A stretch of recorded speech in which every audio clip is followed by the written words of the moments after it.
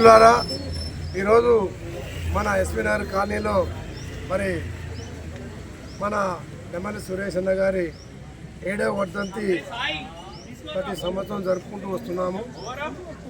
ఆయన గారు నాకు బాల్య స్నేహితుడిగా భావించేవాడిని. మేము ఎంతో స్నేహభావంతో ఉండేవాళ్ళము.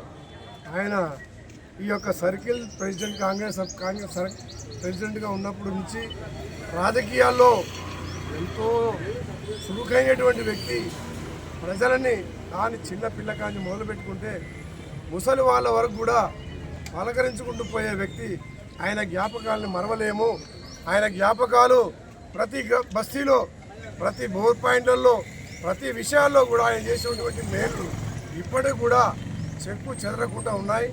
అలాగే రేపు రాబోయే భవిష్యత్ కాలంలో కూడా తన తనయుడు నెమల్ అనిల్ గారు కూడా ఆయన సిద్ధాంతం ద్వారానే ముందుకు సాగాలని చెప్పి కోరుకుంటూ ఈ అవకాశం ఇచ్చిన పెద్దలందరికీ నమస్కారం చేస్తున్నాను.